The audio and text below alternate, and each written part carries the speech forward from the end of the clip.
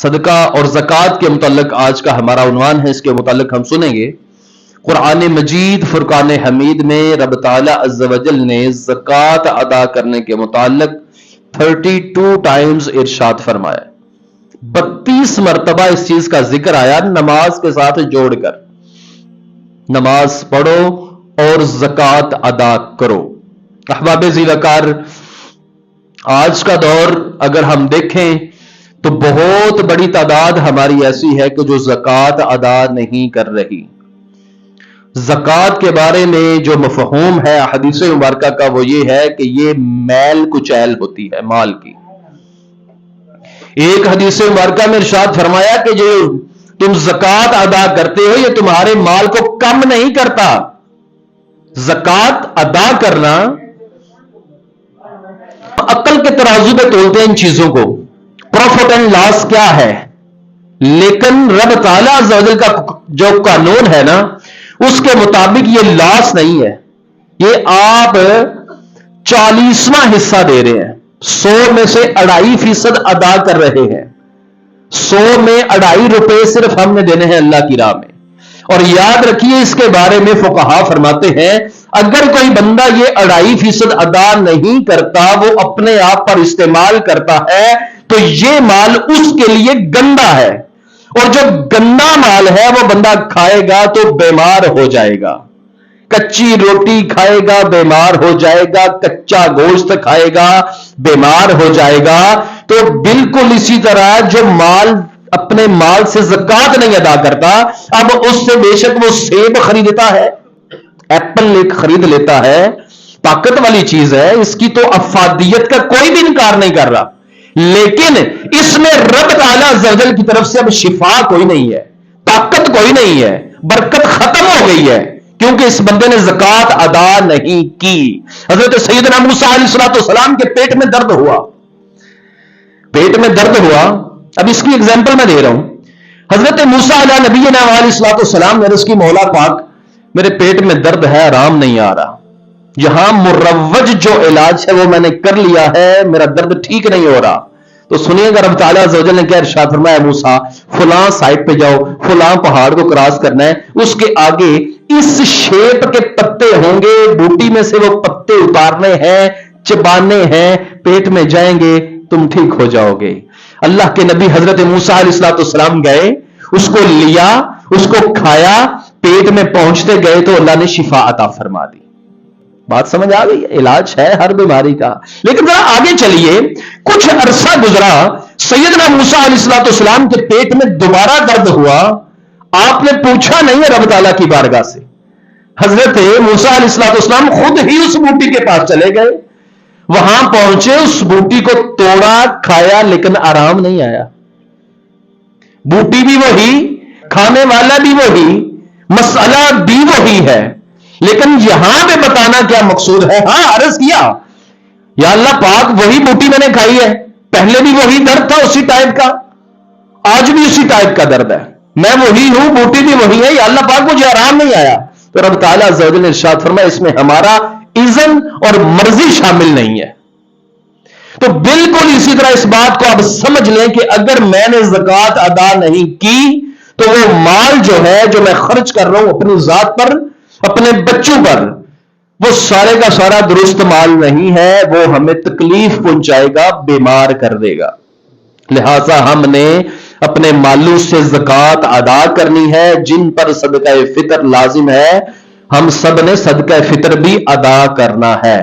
احباب ذی وقار، حدیث مبارکہ میں نے آپ کے سامنے رکھی، تزید فی العمر، مسلمان کا صدقہ کرنا عمر میں اضافہ کرتا ہے۔ آئیے اللہ کے نبی حضرت داؤد علیہ نبینا علیہ السلام کی بارگاہ میں چلتے ہیں۔ حضرت داؤد علیہ السلام کے پاس ایک نوجوان آیا کرتا تھا، علم دین سیکھتا تھا، مسلمان تھا، بڑا خوبصورت نوجوان، انتہائی محبت کرنے والا۔ ایک دن وہ بیٹھا ہوا تھا تو سیدنا جبریل امین علیہ السلام حاضر ہوئے۔ تزید فی العمر، یہ حدیث پاک ہے، اس پہ بات ہو رہی ہے۔ حضرت داؤد علیہ السلام کے پاس وہ نوجوان بیٹھا ہے، سیدنا جبریل امین علیہ السلام حاضر ہوئے، اس نوجوان کو دیکھا تو حضرت داؤد علیہ السلام سے پرسنل گفتگو کی، کہا اے اللہ کے نبی یہ نوجوان عنقریب مرنے والا ہے،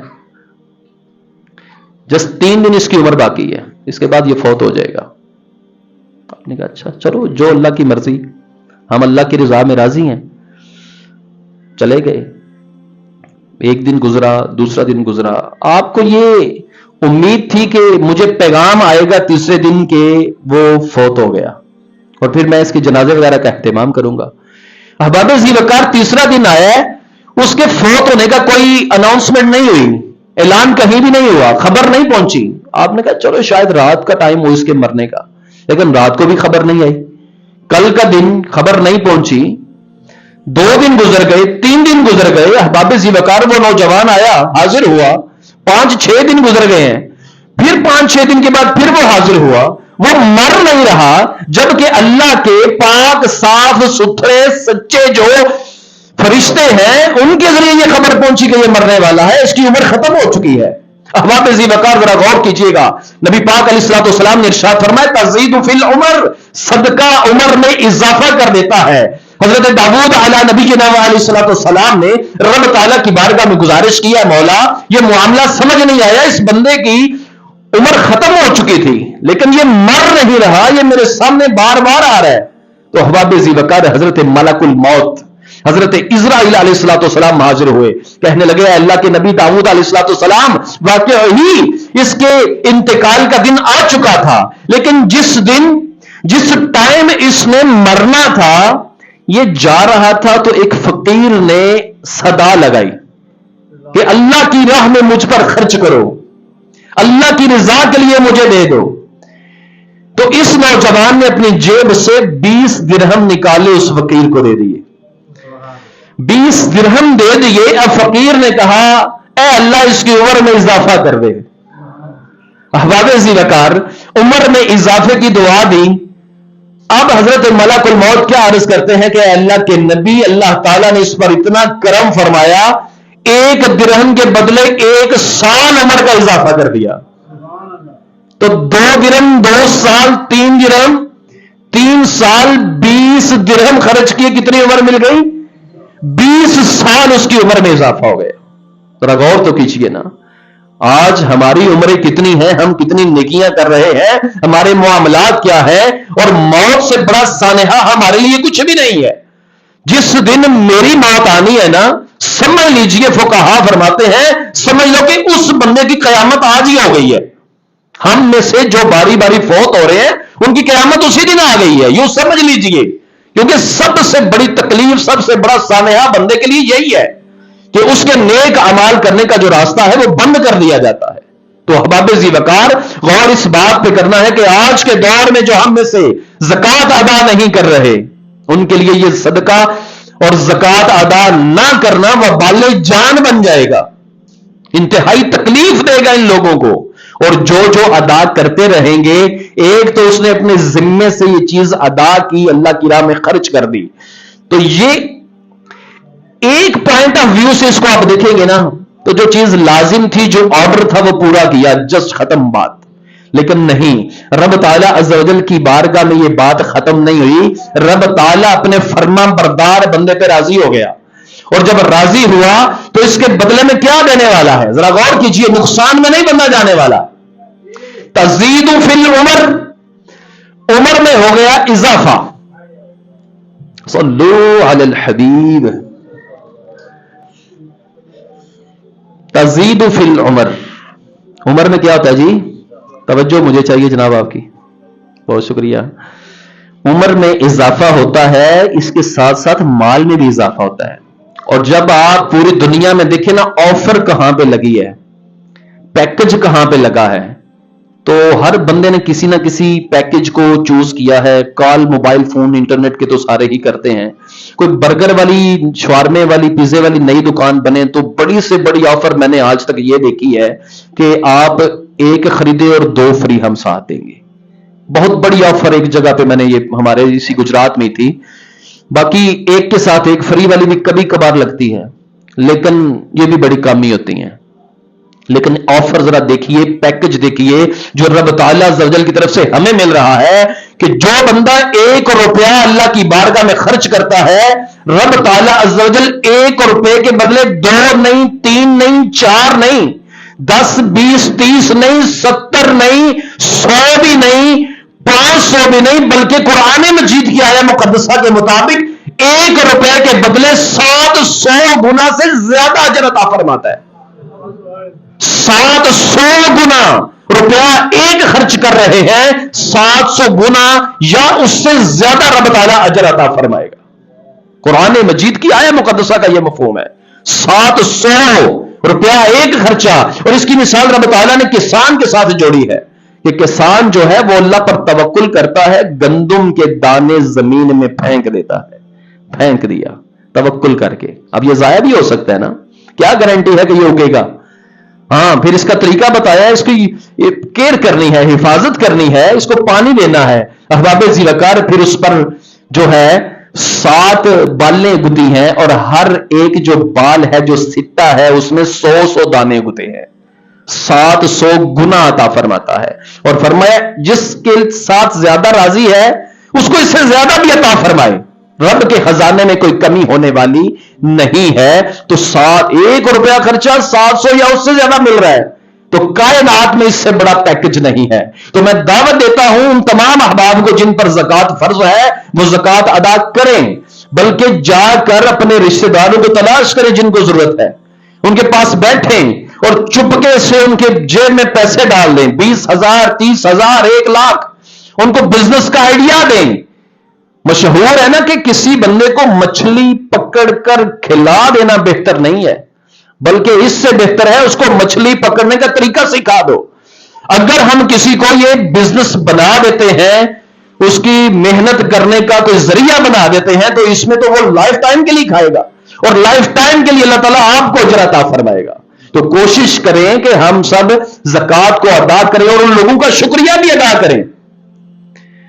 شاید یہ وقت بھی تو ہو سکتا ہے کہ کوئی بندہ ایسا ہو کہ جو زکوٰۃ لے ہی نہ۔ اللہ تعالیٰ نے کچھ لوگوں کو کم مال دیا ہے جو زکوٰۃ لے لیتے ہیں، کچھ کو زیادہ دیا ہے جن پر واجب ہوتی ہے، لازم ہوتی ہے۔ تو شکر کریں، ایسے ہیں کہ جن کے سبب اللہ تعالیٰ ہمارے مال کو پاک صاف کر دیتا ہے اور ہمیں 700 گنا سے زیادہ عطا فرماتا ہے۔ احباب ذی وقار، فرمایا کیا کہ مال ضائع نہیں ہوتا۔ پیارے آقا علیہ الصلوۃ والسلام کا دور مبارک، مدینہ طیبہ کی گلیاں، ایک یہودی تھوڑا سا انسپائر ہو گیا نبی کریم علیہ الصلوۃ والسلام سے، لیکن مسلمان نہیں ہو رہا تھا کیونکہ اس کی برادری وغیرہ کا مسئلہ تھا، تھوڑا کمزور تھا بندہ، تو تھا تاجر۔ وہ ایک گلی میں چھپ کر آقا علیہ الصلوۃ والسلام کا بیان سماعت کر رہا تھا۔ اس نے بیان کیا سنا کہ تم اگر زکوٰۃ ادا کرو گے نا تو تمہارے مال میں کوئی نقصان نہیں ہوگا۔ لیجیے جناب، یہ اس نے ایک بات سنی اور پلے باندھ لی۔ آپ ذرا غور کیجئے گا، اس کا ایک میٹر تھا، ایک معاملہ خراب ہوا تھا کہ اس کا مال تجارت کسی دوسرے ملک سے آ رہا تھا مدینہ کی طرف۔ اب اس کو کسی نے اطلاع دی کہ جس راستے سے آ رہا ہے مال، اس راستے پہ ڈاکو موجود ہے۔ اب وقت اس کے پاس کم تھا، یہ اس مال کو بچا نہیں سکتا تھا۔ جن جنگلات کے قریب قافلہ پہنچ چکا تھا، انہی جنگلات کے اندر ڈاکوؤں کا ایک قافلہ موجود تھا، لوٹنے کے لیے تیار تھا۔ اب اس کے پاس کوئی آپشن نہیں، بڑا پریشان ہوا، لیکن اس کے ذہن میں بات آئی مسلمانوں کے نبی ہے یہودی، وہ اس نے بھی کلمہ نہیں پڑھا ہوا۔ اس نے سوچا انہوں نے یہ بات کی تھی، چلو میں تجربہ کرتا ہوں آج۔ احباب ذی وقار اس فوراً گھر گیا، اس نے کاپی پینسل نکالی، سارا حساب کیا کہ میرا کتنا مال تجارت وہاں پہ ہے جو آ رہا ہے۔ اس نے فوراً اتنا مال اپنے گھر سے علیحدہ کیا اور جا کر زکوٰۃ کے طور پر ادا کر دیا۔ احباب ذی وقار 1-2 دن گزرا تو ایک گھڑ سوار آیا، اس نے آ کر پیغام دیا کہ فلاں جو قافلہ آ رہا تھا سارے کا سارا لٹ چکا ہے، سارا لٹ چکا ہے، ایک بندہ بھی نہیں بچا اس میں سے۔ احباب ذی وقار سنیے آگے پھر ہوتا کیا ہے۔ اب یہ شخص گھر جاتا ہے، تلوار لیتا ہے۔ اس کے ذہن میں کیا تھا کہ مسلمانوں کے نبی نے غلط بات کی ہے۔ تلوار لی اور کہا کہ جا کر میں ان سے سارا مال مانگوں گا، ڈیمانڈ کروں گا کہ میں نے آپ کے کہنے پہ زکوٰۃ بھی دے دی ہے، میرا پھر بھی مال ضائع ہو گیا۔ تلوار لیے لڑائی کرنے کے لیے جا رہا ہے کہ مال اگر عزت سے، آرام سے، سکون سے مل گیا تو بہت اچھا، نہیں ملا تو میں ان سے لڑائی کروں گا، بلکہ اس کے ارادے خطرناک تھے، معاذاللہ قتل کرنے تک کا اس کا وہ بپھر گیا تھا غصے میں، اس نے کیونکہ یقین کر لیا ہوا تھا نا، اب اس کی یقین کے خلاف ہوا یہ معاملہ۔ احباب ذی وقار یہودی جب پہنچا، در رسول کے قریب پہنچا، ابھی پاس نہیں پہنچا تو کسی منادی نے ندا دی، اوے سنو تمہارا مال بچ گیا۔ اس نے کہا وہ کیسے ہو گیا؟ تو جواب دینے والا کہتا ہے کہ ایک منزل پیچھے، چند کلومیٹر پیچھے، اس جنگل کے پیچھے ہی تھے، جس اونٹ پر تمہارا مال تھا نا، اس اونٹ کا پاؤں زخمی ہو گیا تھا، وہ سلو ہو گیا۔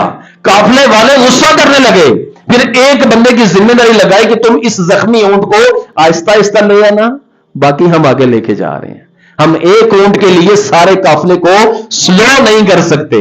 احباب ذی وقار، اس کا سارے کا سارا مال سلامتی کے ساتھ وہاں پہنچتا ہے، یہ شخص تلوار کو پھینکتا ہے، تاجدار انبیاء صلی اللہ علیہ وسلم کی بارگاہ میں حاضر ہوتا ہے، یا رسول اللہ آپ سچے ہیں، آپ سچے رسول، سچے نبی ہیں، میں کلمہ طیبہ پڑھنا چاہتا ہوں، لا الہ نعرہ تکبیر، نعرہ رسالت، نعرہ تحقیق، نعرہ حیدری۔ احباب ذی وقار، زکوٰۃ دینے کے فائدے ہی فائدے ہیں۔ ایک حدیث پاک کا مفہوم ہے کہ کسی کا مال زلزلے کے سبب یا ڈاکوؤں کے ہاتھوں تب لٹتا ہے جب وہ زکوٰۃ ادا نہیں کرتا۔ ایک جگہ فقہائے کرام کا قول ہے، فرمایا گیا کہ سیلاب تب آتا ہے، بندوں کا نقصان تب ہوتا ہے جب وہ زکوٰۃ ادا نہیں کرتے۔ آج ہمارا معاشرہ زکوٰۃ اور صدقہ فطر ادا کرنے سے عاری ہے، تو میں دعوت دینا چاہتا ہوں، گزارش بھی کرتا ہوں کہ سب اس کو سیریس لے لیں، جن پر واجب ہے صدقہ فطر وہ لازمی ادا کریں، کوشش کریں آج ہی ادا کر دیں، رمضان میں ادا کریں گے 70 گنا زیادہ ثواب ہے، اور اس پر 700 گنا سے زیادہ بھی ملنے کی بشارت ہے۔ احباب ذی وقار، جو نہیں ادا کرتے ان کے ساتھ کیا ہوتا ہے سنیے۔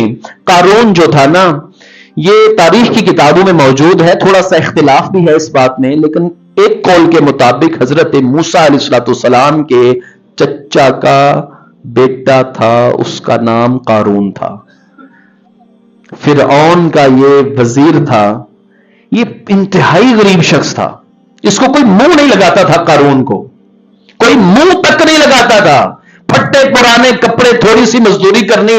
وانس اپان اے ٹائم حضرت موسیٰ علیہ السلام کی اس سے ملاقات ہوئی تو ترلے کرنے لگا، مجھے کچھ بتائیں، میرے حالات بڑے خراب ہیں۔ جیسے کہ آج کل ہم بھی علماء سے وظیفے بھی پوچھتے ہیں، تو ٹرکس پوچھتے ہیں کیسے کمائی کی جائے، ہم امیر کیسے بنے، اس نے بھی کچھ پوچھا۔ تو حضرت موسیٰ علیہ السلام نے اس کو کیمیا کا علم عطا فرما دیا، فرمایا دینے لگاؤں، اس کی قدر کرنا۔ اس نے کہا ٹھیک ہے جی۔ کیمیا کا مطلب یہ ہے کہ کرنسی کا لین دین، سونا چاندی اور ان کی شکلیں چینج کرنا، اس چیز کا وہ علم تھا۔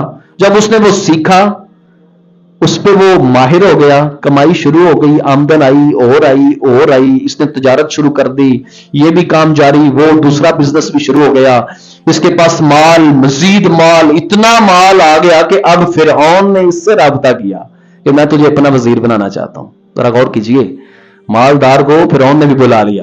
اب جب بلایا تو اس کے ساتھ معاملات سیٹل ہو گئے، چلتے رہے۔ تو اس کے بعد حضرت موسیٰ علیہ السلام پر زکوٰۃ کے احکام نازل ہوئے۔ حضرت موسیٰ علیہ السلام اس کے پاس پہنچے، قارون کے پاس، اے قارون سنو، اللہ نے جس اللہ نے مجھے علم دیا اس میں سے میں نے تجھے علم دیا، اسی رب نے اب تھوڑی سی اتنے زیادہ مال میں سے زکوٰۃ لازم کی ہے، تو تم وہ غریبوں پر خرچ کر دو، چاہے مجھے دو میں خرچ کر دیتا ہوں، اگر مجھے نہیں دینی تو نو پرابلم، تم غریبوں پر خود خرچ کر دو۔ اس نے کہا نہ جی نہ، یہ ہو ہی نہیں سکتا۔ آپ نے اسے سمجھایا کہ اگر تم ادا نہیں کرو گے تو گناہ گار ٹھہرو گے۔ ہاں وہ مسلمان نہیں تھا، یہ بھی یاد رکھیے۔ اب احباب ذی وقار، اس نے جب دیکھا کہ حضرت موسیٰ علیہ السلام اس کو وعید بھی سنا رہے ہیں، ڈرا بھی رہے ہیں، تو اس نے کہا چلے میں سوچتا ہوں، میں کرتا ہوں، کچھ دن کے بعد ملاقات کرتے ہیں۔ ٹھیک ہو گیا جی، لیکن اس کا دل نہیں کر رہا تھا کہ میں اپنا مال کم کروں، یہ دنیاوی اعتبار سے اپنی عقل سے سوچ رہا تھا۔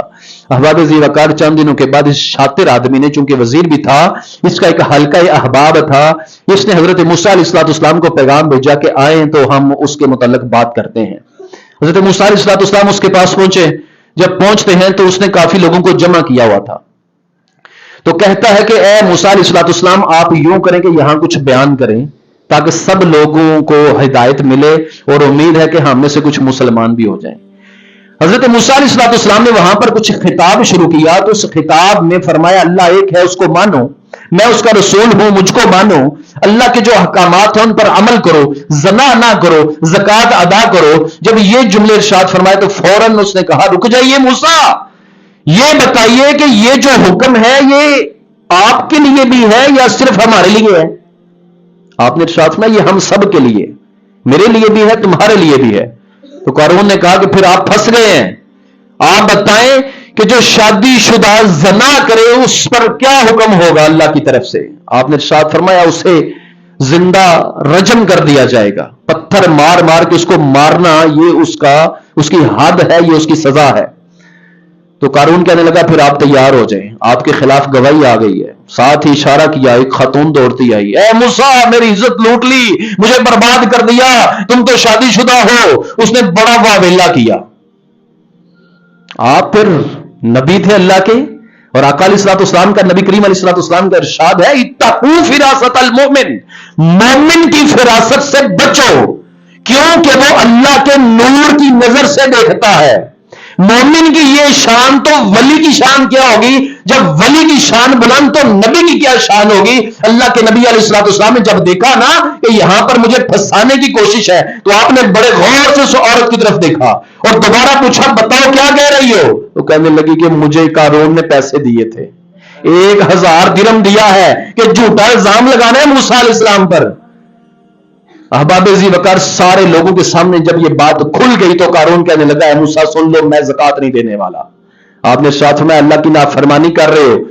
کہنے لگا موسیٰ تم جو کر سکتے ہو کر لو، تمہارا رب جو کر سکتا ہے کر لے، میں نہیں دینے والا۔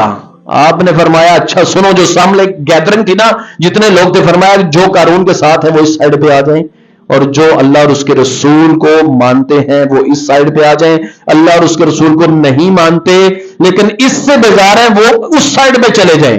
احباب ذی وقار صرف 2 بندے تھے جو قارون کے ساتھ کھڑے تھے، باقی سارے علیحدہ ہو گئے۔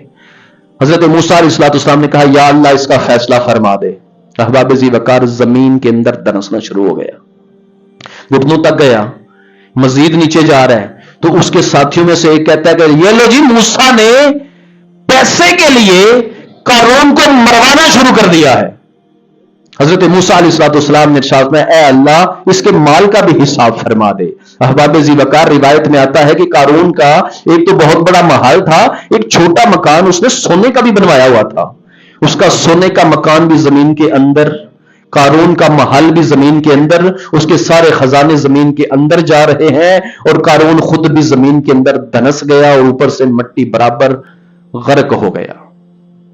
پیارے آقا علیہ الصلوۃ والسلام نے ارشاد فرمایا جو بندہ زکوٰۃ ادا نہیں کرے گا اس کا مال قیامت کے دن پگھلا کر اس کے گلے میں ڈال دیا جائے گا۔ احباب ذی وقار وقت اوپر ہو چکا ہے، تقریباً 5 منٹ اس کے لیے معذرت خواہ ہوں، تو کوشش کریں کہ جو ہمارے خاص طور پہ جن سے ہم ناراض ہیں نا، کوئی ماموں ہیں، کوئی چاچو ہیں، کوئی بھائی ہیں، کوئی بہنوئی ہیں، تو یہ بھی بہت بڑا صدقہ ہے۔ صلہ رحمی سے بھی عمر بڑھتی ہے، مال میں اضافہ ہوتا ہے۔ تو آج کوشش کریں، غلطیاں بے شک ہماری ہیں یا ان کی ہیں، تو آج اپنے آپ کو جھکا لیں اللہ کی رضا کے لیے۔ نبی پاک صلی اللہ علیہ وسلم کے فرمان کا مفہوم ہے کہ تم میں سے جو شخص جا کر کسی کو راضی کر لے گا نا، اگر اس کی عزت میں کمی ہوئی نا، کیونکہ بعد چلو کی گلاں کرتے ہیں نا، جھوٹا سی تے آ گیا ہے، فرمایا اگر اس کی عزت میں کمی ہوئی تو آقا علیہ الصلوۃ والسلام کا فرمان ہے کہ قیامت کے دن میں اسے اپنی عزت عطا فرما دوں گا۔